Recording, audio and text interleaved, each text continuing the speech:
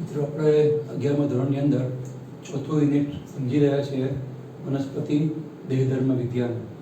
એમાં આપણે બે ચેપ્ટર જોયા. પહેલું ચેપ્ટર વનસ્પતિમાં જળ શોષણ કેવી રીતે થાય, એનું વહન કેવી રીતે થાય, જળ શોષણ, રસારોહણ અને બાષ્પોત્સર્જન. એના પછીના સેકન્ડ ચેપ્ટર 12મા ચેપ્ટરમાં આપણે ખનિજ પોષક પદાર્થો, એ ખનિજ પોષણની અંદર ખનિજ તત્વો ખનિજ ક્ષારના રૂપમાં વનસ્પતિમાં કેવી રીતે શોષાય છે એની આપણે વિવિધ રીતો જોઈ. ખનિજ તત્વોના વિવિધ આવશ્યક પ્રકાર, એના પ્રમાણ અને એનું મહત્ત્વ, એની અવેજીમાં ગેરહાજરીમાં થતું વનસ્પતિનું નુકસાન વગેરે આપણે જોયું. પાણી અને ખનિજ તત્વોની વાત આવી ગઈ. હવે આ 13મા પાઠમાં આપણે શીખીએ છીએ વનસ્પતિ હવે પાણી અને ખનિજ તત્વોની મદદથી ખોરાક કેવી રીતે બનાવે છે. એ પાઠનું નામ છે પ્રકાશ સંશ્લેષણ અથવા ઉચ્ચ વનસ્પતિમાં થતું પ્રકાશ સંશ્લેષણ. આપણે એ પાઠને દર વખતે હવે પ્રકાશ સંશ્લેષણના નામથી ઓળખીશું. તો અહીંયા આપણે એ પાઠની અંદર આવતા એક ક્રિયા વિશે સમજીએ કે કેવી રીતે લીલી વનસ્પતિ એ પ્રકાશ શક્તિની મદદથી પાણી ખનિજ તત્વોની મદદથી કેવી રીતે ખોરાક બનાવે છે. આપણને આજે ખ્યાલ છે ગ્લુકોઝના રૂપમાં C6H12O6 જે આપણે 9મા પાઠમાં શીખ્યા, આલ્ડો મોનોસેકેરાઇડ, હેક્ઝોસેકેરાઇડ, આલ્ડો હેક્ઝોસેકેરાઇડ, મોનોસેકેરાઇડ એ બને છે. એ પાઠનું મુખ્ય હાર છે, પાઠનું મુખ્ય એ થીમ છે. પાઠમાં આપણે જ સમજવાનું છે કે કેવી રીતે વનસ્પતિમાં પ્રકાશ શક્તિની મદદથી પાણી ખનિજ તત્વ ભેગા મળી અને ગ્લુકોઝ રૂપી ખોરાકનું નિર્માણ કરે છે. પણ એ પ્રક્રિયા શીખ્યા એની પહેલાં એ પ્રક્રિયા કેવી શોધાઈ એની આપણે સ્ટેપ બાય સ્ટેપ માહિતી આપણે આપણા કોર્સના લિમિટને ધ્યાનમાં રાખીને કરીએ. તો સૌથી પહેલાં આ જે આખી ક્રિયા છે પ્રકાશ સંશ્લેષણની, એ ક્રિયા સમજવા માટે એક પ્રયોગ થયેલો.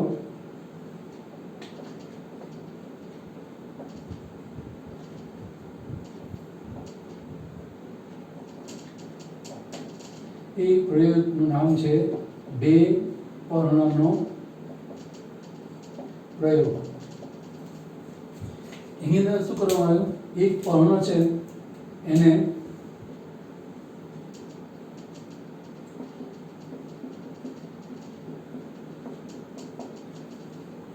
પ્રકાશ આપવામાં આવે છે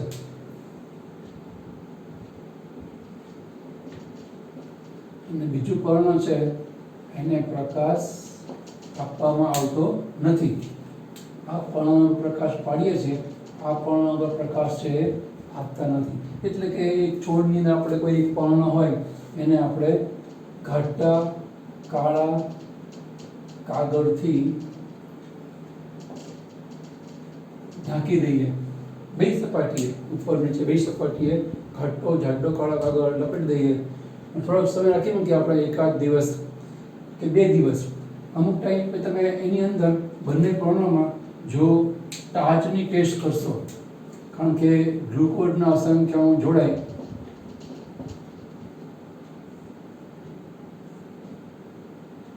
ટાર્ચની ટેસ્ટ કરવામાં આવે તો એ ગ્લુકોઝના અસંખ્ય ટાર્ચ બનાવે છે.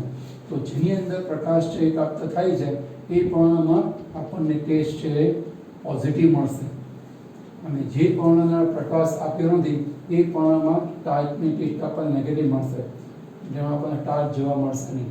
એનો મતલબ આ પ્રયોગનું તારણ શું થાય કે ખોરાક બનાવવાની જે ક્રિયા છે જેને આજે આપણે ઓળખીએ છીએ પ્રકાશ સંશ્લેષણ તરીકે, એના માટે પ્રકાશ જરૂરી છે. એટલે અહીંયા તારણ એવું નીકળે કે પ્રકાશ સંશ્લેષણની ક્રિયા માટે પ્રકાશ છે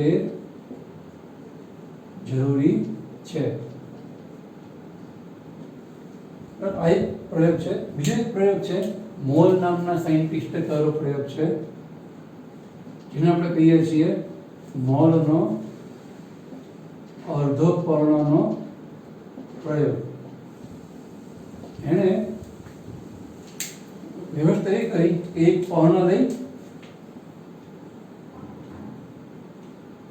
અને એને એક બોટલમાં એવી રીતે બંધ કર્યું કે જેને કારણે અડધું પર્ણ એ બોટલની અંદર રહે અને અડધું પર્ણ છે એ બોટલની બહાર એને બોટલમાં ભરેલો KOH. KOH નો ગુણધર્મ છે એ CO2 શોષે. એટલે આનો મતલબ કે બોટલના આટલા વાતાવરણમાં CO2 ગેરહાજર હશે, કારણ કે આપણે એમાં અગાઉથી KOH ભર્યો છે અને બે બૂચના બે અડધા ભાગ કરી નાખવાની વચ્ચે પર્ણ ફસાવી પછી આપણે બૂચ લગાવી દઈએ તો અડધું પર્ણ બહાર અડધું પર્ણ અંદર રહે.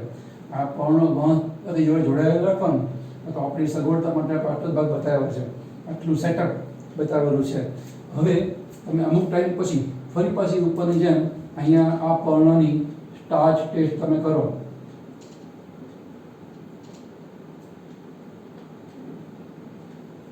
તો જે પર્ણનો ઉપરનો ભાગ છે આ ભાગ એમાં સ્ટાર્ચ ટેસ્ટ પોઝિટિવ આવશે. જે આ પર્ણનો નીચેનો ભાગ છે એમાં સ્ટાર્ચ ટેસ્ટ નેગેટિવ આવશે. આપણે ઉપર પણ આવું કીધું સ્ટાર્ચ ટેસ્ટ એટલે શું, તેમાં આપણે આયોડિન છે ઉમેરવાનું. આયોડિન છે ને એ સ્ટાર્ચ જાંબલી રંગ આપે. જો જાંબલી રંગ આવે પોઝિટિવ ટેસ્ટનો મતલબ જાંબલી રંગ હાજર, મતલબ એમાં સ્ટાર્ચ છે. અને જો જાંબલી રંગ ગેરહાજર હોય એનો મતલબ આપણે આયોડિન નાખ્યો છતાં પણ જાંબલી રંગ ન આવ્યો કારણ કે પણ આ ભાગમાં સ્ટાર્ચ ગેરહાજર છે. એટલે સ્ટાર્ચ ટેસ્ટ એટલે કે આયોડિન ટેસ્ટ એ ગેરહાજર એટલે કે નેગેટિવ આપણને મળે છે. તો આના ઉપરથી મોલે તારણ શું કાઢ્યું? આપણે તારણ શું કહી શકીએ કે પ્રકાશ સંશ્લેષણ માટે CO2 જરૂરી છે. જો CO2 ના હોય તો ભલે એને પ્રકાશ તો મળે જ છે કારણ કે બોટલ પારદર્શક છે અને પ્રકાશ તો મળે જ છે અને વનસ્પતિય જોડાણ છે એ તો પાણીએ મળે છે, પણ છતાંય એની અંદર સ્ટાર્ચ બનતો નથી અને ગ્લુકોઝ બનતો નથી. ગ્લુકોઝ બનતો નથી કારણ કે પ્રક્રિયા જ્યારે આપણે કહીએ છીએ પ્રકાશ સંશ્લેષણ એ પ્રક્રિયા છે એ થતી નથી. એટલે મોલે આવું તારણ કાઢી પોતાના અડધા પર્ણના પ્રયોગમાં કે CO2 છે એ આ પ્રક્રિયા માટે ઘણું ઘણું આવશ્યક છે, જરૂરી છે. તમને બે પ્રયોગમાં ખ્યાલ આવી ગયો છે. એવી રીતે બધા વૈજ્ઞાનિકે એમની રીતે પ્રયોગ કરી અને તારણો આપણને આપેલા છે. જેમ કે વાન હેલ્મન્ટના મતે વનસ્પતિમાં પ્રકાશ સંશ્લેષણ માટે પાણી એ જરૂરી છે. એના પછી જોસેફ પ્રિસ્ટલીએ એક સરસ મજાનો પ્રયોગ કરેલો. જોસેફ પ્રિસ્ટલીએ એને શું કર્યું, એક બેલ જાર કાચની નીચે ખુલ્લી એવી બરણી જેવું પાત્ર, આપણે એને બેલ જાર કહીએ છીએ, કાચનું બેલ જાર લીધું અને એની અંદર એને શું કર્યું, એક મીણબત્તી રાખી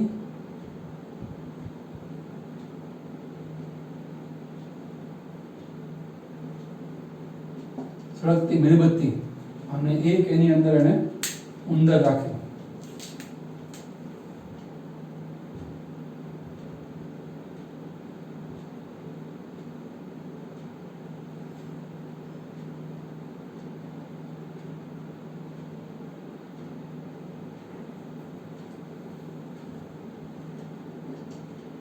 ઉંદર અને મીણબત્તી. થોડાક ટાઈમ પછી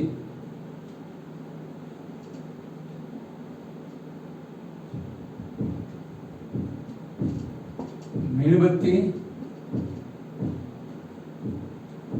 બુઝાઈ જાય છે અને ઉંદર છે મૃત્યુ પામે છે.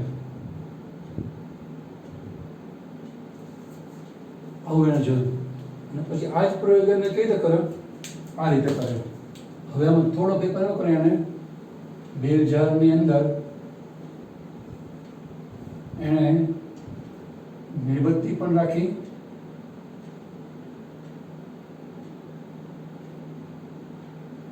પછી એણે એક સરસ મજાનું કુંડું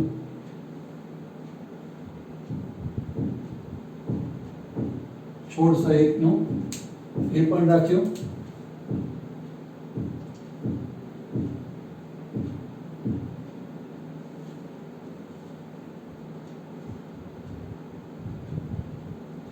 અને જે ઉંદર છે એ પણ એને અંદર મૂક્યો. તો જે પહેલા એને એટલો ઉંદર અને એટલી મીણબત્તી રાખેલી,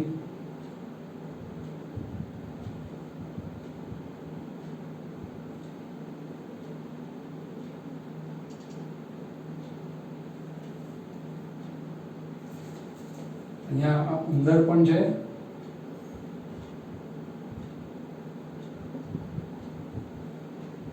મીણબત્તી પણ છે અને છોડ પણ છે. તો અહીંયા ઉંદર છે એ જીવિત રહે છે,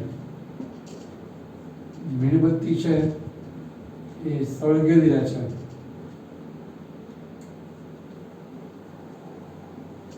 મૃતાંધી પ્રાણીઓ કે ઉંદર અને મીણબત્તી પણ સળગવાનું ચાલુ રહે છે. આ જે પ્રકારનું સેટઅપ છે ને એના આધારે જોસેફ પ્રિસ્ટલીએ એક એવું તારણ કાઢ્યું કે વનસ્પતિ, આપણે તારણ લખીએ છીએ જોસેફ પ્રિસ્ટલીના 2000ના પ્રયોગનું, કે વનસ્પતિ એ CO2 શોષી અને O2 ઉત્પન્ન કરે છે. એમાં પણ જેટલો CO2 શોષાય એટલો O2 વનસ્પતિ ઉત્પન્ન કરે છે. એના મતલબ તમને સમજાય ને કે અહીંયા આ પ્રયોગમાં તમે ધ્યાન આપો, શાંતિ જો કે આની અંદર જે બેલજારમાં જેટલી હવા છે એ હવામાં જેટલો ઓક્સિજન છે એ જેટલો ઓક્સિજન હતો ત્યાં સુધી શ્વાસમાં આ ઉંદર એ ઓક્સિજનનો ઉપયોગ કરે છે અને અહીંયા મીણબત્તી પણ ઓક્સિજનની મદદથી સળગવાનું ચાલુ રાખે છે. એટલી હવાનો જેટલો પણ O2 હોય એ ખૂટી જાય એટલે હવે O2 નહીં મળવાને કારણે ઉંદરે મૃત્યુ પામે છે અને મીણબત્તી પણ O2 નહીં મળવાને કારણે એ ઓલવાઈ જાય છે. એની સામે આપણે એ 2000ની અંદર એક છોડ સહિતનું કુંડું રાખીએ, એટલે કે વનસ્પતિ રાખીએ તો એ જીવતા રહે છે. એનો મતલબ કે એને O2 મળતો હોય તો જ તે જીવતા રહે અને એ O2 છે એ વનસ્પતિ ઉત્પન્ન કરે છે. બીજું એની સામે આ ઉંદર છે એ O2 ઉપયોગમાં લે, સામે CO2 પણ એ ઉત્પન્ન કરે. એમાં મીણબત્તી પણ O2નો ઉપયોગ કરી અને ઓક્સિજન પામે એટલે કે મીણ સળગે એ પણ સામે CO2 ઉત્પન્ન કરે. તો આ બે જે જીવંત અને નિર્જીવ વસ્તુઓ છે એ O2નો ઉપયોગ કરે અને CO2 દૂર કરે છે. એનું પ્રમાણ જો સરખું ના હોય તો એક સમય CO2 O2 કરતાં જો વધારે વધતો હોય તો વધતો જાય અને અમુક વખત CO2 જો ખૂટી જાય, CO2 વધતો જાય તો આ મૃત્યુ પામે, O2 વધતો જાય, CO2 ઘટતો જાય તો વનસ્પતિ CO2 વગર જીવી શકે નહીં. એટલે કે આ લીલી વનસ્પતિ છે ને એ આ જે પ્રક્રિયા કરે પ્રકાશ સંશ્લેષણની એ દરમિયાન વાતાવરણનો CO2 દૂર કરે છે તો જ ત્યાં જીવતા રહી શકે. સામે O2 ઉત્પન્ન પણ કરે છે. જીવતા રહેવા માટે એ પણ જરૂરી છે કે CO2 દૂર થતો રહે, જે પ્રમાણે O2 વપરાય પ્રમાણે CO2 વાતાવરણ ઉત્પન્ન કરે એ દૂર પણ થતા રહેવો જોઈએ. તો આ જે ક્રિયા છે એમાં જોસેફ પ્રિસ્ટલીના મતે વનસ્પતિ વાતાવરણમાંથી CO2 શોષે છે અને વાતાવરણમાં O2 મુક્ત કરે છે અને જેટલું CO2 શોષે સામે એટલું O2 એનું એટલું વોલ્યુમ કે એ વાયુનું એટલું કદ છે એ મુક્ત કરે છે એવું સાબિત થાય. તો જોસેફ પ્રિસ્ટલીનો આ પ્રયોગ થયો 2000નો પ્રયોગ, અને આપણે 2000 છે કહી શકીએ.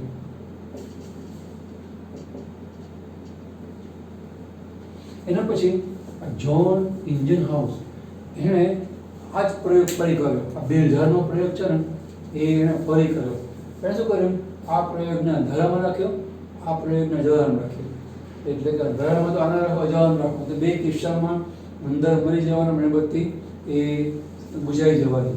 કારણ કે અંધારામાં અજવાળામાં રાખો પણ અંદર ઓક્સિજન જે વપરાઈ જાય ત્યાર પછી એ બંને છે એનું કામ કરતા અટકી જશે.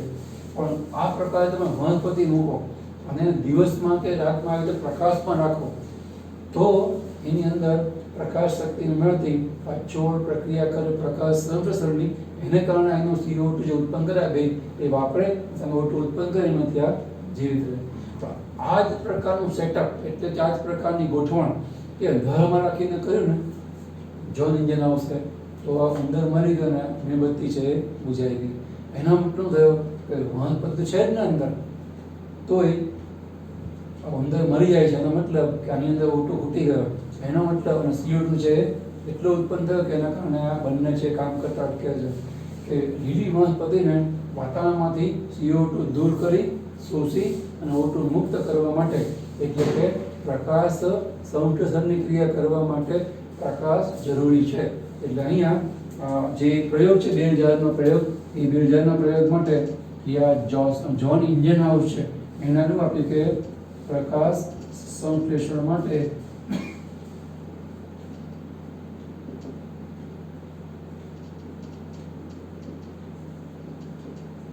પ્રકાશ જરૂરી છે, જે આપણે અહીંયા 2 પ્રયોગ ઉપરથી સાબિત કર્યું હતું. પ્રકાશ છે એ જરૂરી છે. એને જ્હોન ઇન્જનહાઉસે 2000ના પ્રયોગ દ્વારા સાબિત કર્યું કે આ આખો પ્રયોગ પ્રકાશની હાજરીમાં કરીને તો જ તે મીણબત્તી ચાલુ રહે અને અંદર છે એ જીવિત રહે છે. એનો મતલબ એ પ્રક્રિયા માટે પ્રકાશ ખૂબ ખૂબ જરૂરી છે એવું કહેવાય. એના પછી સાયન્ટિસ્ટ થઈ ગયા જુલિયન વોન સેચ. જુલિયન વોન સેચના મતે પ્રકાશ સંશ્લેષણને અંતે બને છે શું? તો પ્રકાશ સંશ્લેષણની જે નિપજ છે એ એક પ્રકારનો કાર્બોદિત છે અને આજે આપણે જાણીએ છીએ એક પ્રકારનો કાર્બોદિત બીજું કોઈ નહીં પણ ગ્લુકોઝ છે, C6H12O6 નામનો આલ્ડોહાઇડ પ્રકારનો એક કાર્બોહાઈડ્રેટ છે, કાર્બોદિત છે. પણ એ જુલિયન વોન સેચે આપણને સૌથી પહેલા સમજાવેલું કે આ જે પ્રક્રિયા થાય છે પ્રકાશ સંશ્લેષણ પ્રક્રિયા, એની અંતિમ નિપજ છે એ કાર્બોદિત હોય છે, એક પ્રકારનું કાર્બોહાઈડ્રેટ હોય છે, જેના જે આપણે ગ્લુકોઝ તરીકે ઓળખીએ છીએ. એના પછી આ WH ઇન્જરમેન નામના સાયન્ટિસ્ટે એક બહુ સરસ રસપ્રદ પ્રયોગ કર્યો. મેં શું કર્યું, એક પાત્ર લીધું,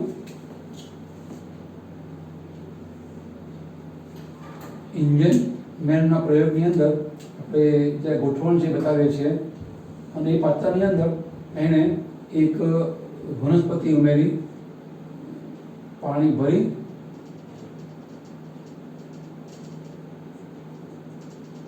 પાણી આ પાત્ર અને આ જલજ વનસ્પતિ છે. માનો કે જલજ વનસ્પતિ છે એક પ્રકારની લીલ છે, નામ હતું ક્લેડોફોરા. ક્લેડોફોરા નામની વનસ્પતિ લીધી અને એની અંદર એને વિશિષ્ટ પ્રકારના બેક્ટેરિયા ઉમેર્યા, જે બેક્ટેરિયા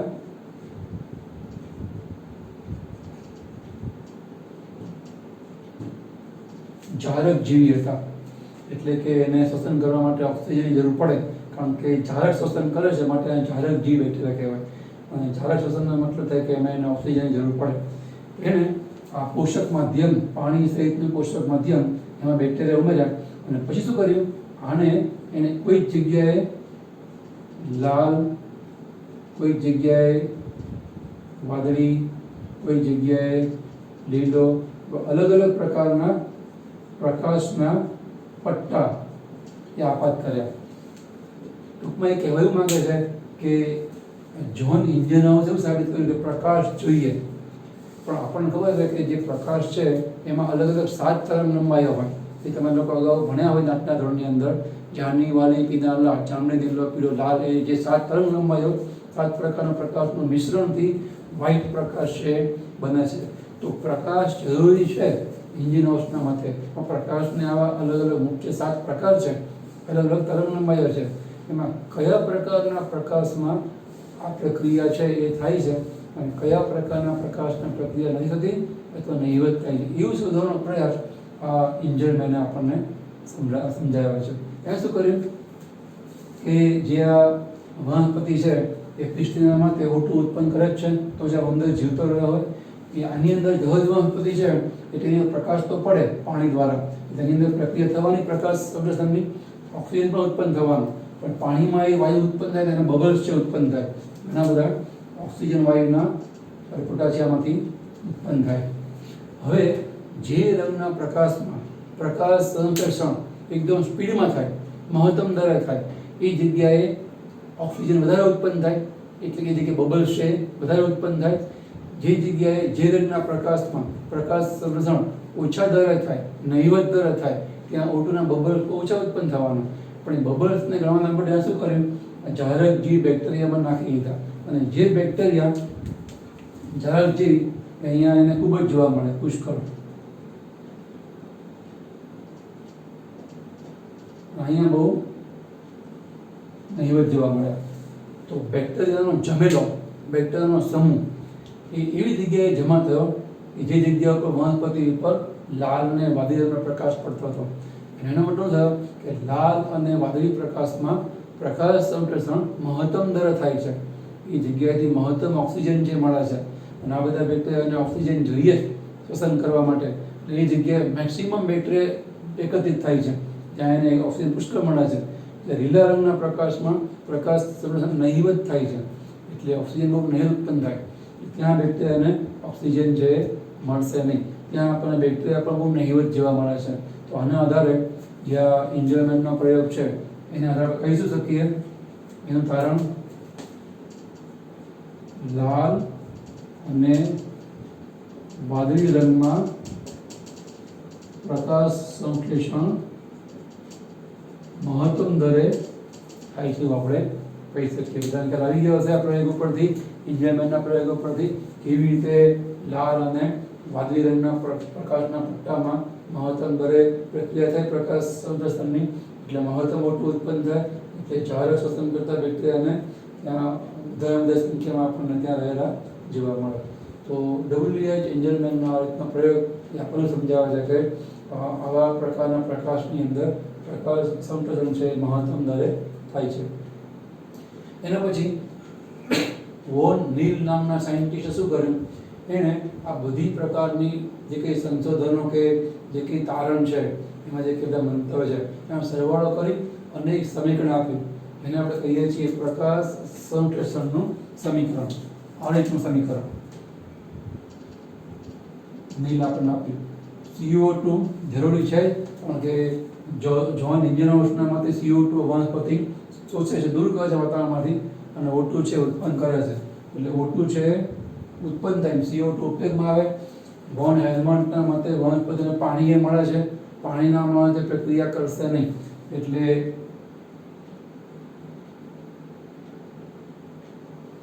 નીલે શું કર્યું? વનસ્પતિને CO2 મળે, H2O મળે, તો એ પોતાના હરિત કણની અંદર પ્રકાશ શક્તિની મદદથી કાર્બનિક ખોરાક બનાવે, CH2O.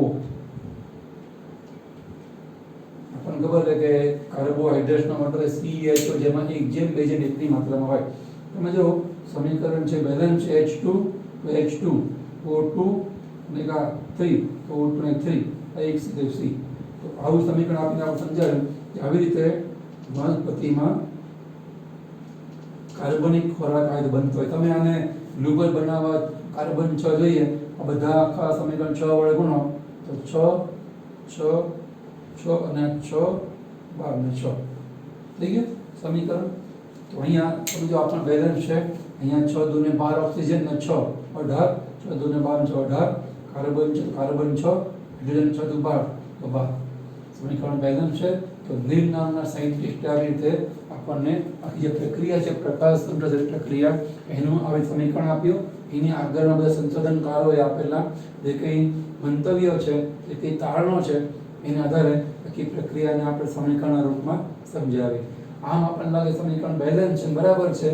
અગાઉ સંશોધનો પ્રમાણે વનસ્પતિ હવામાંથી CO2 લઈ, જમીનમાંથી પાણી લઈ, હરિતકણની અંદર પ્રકાશ શક્તિની મદદથી બંનેને જોડી અને ગ્લુકોઝ બનાવે છે, અને મહિનો O2 ઉત્પન્ન થાય છે. આના મતે O2 ઉત્પન્ન થાય છે આ પ્રયોગના મતે પણ. એટલે તો આ ઉંદર જીવતો રહે છે, એટલે અહીંયા બેક્ટેરિયા મહત્તમ લાલ વાદળી પ્રકાશમાં ભેગા થાય છે. તો એ પ્રમાણે સમીકરણ અર્થસભર લાગે અને બેલેન્સ સંતુલિત છે, સાચું લાગે. પણ એના પછી એક છેલ્લો સાયન્ટિસ્ટ, આપણા કોર્સ પ્રમાણે સાયન્ટિસ્ટ છેલ્લો રોબર્ટ હિલ. એ રોબર્ટ હિલે સમજાવ્યું કે આ નીલનું સમીકરણ છે ને એ ગલત છે. નીલના સમીકરણ નાની એવી ભૂલ છે. એ ભૂલ એ છે, રોબર્ટ હિલના મતે જે આ O2 ઉત્પન્ન થાય છે ને એ પાણીમાંથી ઉત્પન્ન થાય છે, CO2 માંથી નહીં. એને રેડિયો એક્ટિવ ઓક્સિજનનો ઉપયોગ કરીને સાબિત કર્યું. એને શું કર્યું? પાણીને રેડિયો એક્ટિવ કરી નાખ્યું. તો જેટલા ઓક્સિજનના અણુ છે ને એ બધા રેડિયો એક્ટિવ હોય છે. પછી એને આ નોર્મલ H2O નો ઓ રાખ્યો, CO2 નો ઓ છે રેડિયો એક્ટિવ કર્યો. તો આ O2માં એક પણ રેડિયો એક્ટિવ અણુ જોવા મળ્યો નહીં. એનો મતલબ કે ઓક્સિજન છે એ પાણીમાં વિઘટનથી રીતે ઉત્પન્ન થાય છે. તમે આ સમીકરણમાં જુઓ ને તો એનો મેળ ના બેસે. જો તમે સમજાવો, અહીંયા કેટલી O2 ઉત્પન્ન થાય છે? 12. તો પાણીમાંથી ઉત્પન્ન થતા હોય બારે બાર તો 6 જ છે. પાણીમાં તો 6, H2O માં 6 જ છે. એના મતલબ કે આ સમીકરણ પ્રમાણે, એટલે કે નીલના મતે, નીલ જે સમીકરણ પ્રમાણે પ્રગટ થાય છે એ પ્રમાણે જોવા જઈએ તો 6 ઓક્સિજન એ પાણીના છે અને બાકીના 6 12માંથી 6 છે આના છે, અથવા બારે બાર CO2 ના છે. પણ રોબર્ટે ના પાડી કે CO2 ના જો બારે બાર ઓક્સિજન હોય તો CO2 ને આપણે રેડિયો એક્ટિવ કરીએ તો જે O2 છૂટો પડે એ રેડિયો એક્ટિવ પડતો હોય ને, એ રેડિયો એક્ટિવ પડતો નથી. તમે પાણીને રેડિયો એક્ટિવ કરો અને ના કરો તો આ કેવું આવે છે? અડધા રેડિયો એક્ટિવ અડધા નોન રેડિયો એક્ટિવ. એવું નથી. પાણીને રેડિયો એક્ટિવ કરો નોર્મલ રાખો CO2 ના ઓને તો આ બારે બારનું રેડિયો એક્ટિવ હોય છે. એનો મતલબ કે આ સમીકરણમાં થોડી ખામી છે કે આની અંદર આપણે ઓક્સિજન છે એ બધું જ પાણીમાંથી ઉત્પન્ન થાય છે એવું બતાવતા કહેવાય નહીં. આના મતલબ કેવું થાય કે 6 અણુ પાણીમાંથી આવે છે અને 6 અણુ આવે છે કાર્બન ડાયોક્સાઇડ. અહીંયા રોબર્ટે નાનો એક સુધારો આપીને આપણને આ જે H2O ના 6 અણુ છે ને એની જગ્યાએ હીલ નામના સાયન્ટિસ્ટે શું કર્યું? અહીંયા 6 CO2 જેમ રાખ્યા. અહીંયા શું કર્યું? બે તરફ 6 એડ કરી નાખ્યા. અહીંયા 6 H2O તો છે, બે એડ કરો એટલે 6 12 એટલો થઈ ગયા. બાકી પ્રકાશ શક્તિ અને હરિતકણ બરાબર છે અને 6 O2 અને અહીંયા આપણે 6 H2 એડ કરે ને 6 × 12 થઈ ગયા ને 6 અહીંયા આપણે 6 H2 એડ કરી દેવાનું અને 6 H2O3. આને કહેવાય સુધારેલું સમીકરણ. રોબર્ટ હિલનું પ્રકાશ સંશ્લેષણ માટેનું સુધારેલું સમીકરણ. હવે તમને સમીકરણમાં તાળો બેસે કે જે આ 12 ઓક્સિજન છે એ પાણીના બારે બાર ઓક્સિજન છે. 12 રેડિયો એક્ટિવ ઓક્સિજન કરો બારે બાર રેડિયો એક્ટિવ આપણને ઓક્સિજન જોવા મળે. તો આને કહેવાય હિલનું સુધારેલું સમીકરણ. આ સમીકરણ પ્રમાણે વનસ્પતિની અંદર હરિતકણમાં પ્રકાશ શક્તિમાંથી જમીનમાંથી H2O, હવામાંથી કે વાતાવરણમાંથી CO2 એ જોડાય અને ગ્લુકોઝ બને છે અને મીનવાઇલ ઓક્સિજન ઉત્પન્ન થાય એ વાતાવરણમાં મુક્ત થાય. તમે જુઓ જેટલો O2 મુક્ત થાય એટલો CO2 શોષાય છે. જેટલો CO2 શોષે વનસ્પતિ એટલો O2 મુક્ત થાય છે. એ પણ અહીંયા સમજાવ્યું છે. વનસ્પતિ જેટલો CO2 દૂર કરે વાતાવરણમાં શોષે એટલો O2 ઉત્પન્ન આપણને અહીંયા સમીકરણની ભાષામાં પણ એ સમજાય છે. અહીંયા આપણે વિવિધ પ્રકારના વૈજ્ઞાનિકોએ જે આ પાઠમાં પ્રક્રિયા શીખવાની છે, પ્રકાશ સંશ્લેષણની પ્રક્રિયા, એનું વિવિધ પ્રકારનું એમની સંશોધનો કરી તારણ આપણને આપી આપણે સમજ્યા. હવે એક્ઝેક્ટ તો પાઠમાં આપણે આ સમીકરણ પ્રમાણે ગ્લુકોઝ રૂપી ખોરાક કઈ રીતે બને છે એ સમજવાનું છે. તો વિવિધ વૈજ્ઞાનિકોના પ્રયોગો, એનું તારણ કે મંતવ્ય તમે નોટબુકમાં નોંધો. તમને કદાચ MCQમાં મોટાભાગે લખવામાં એ કામ લાગશે. આવતી વખતે આપણે આ પ્રક્રિયા છે એને સમજવાની શરૂઆત કરશું. અહીંયા આપણે અટકીએ છીએ.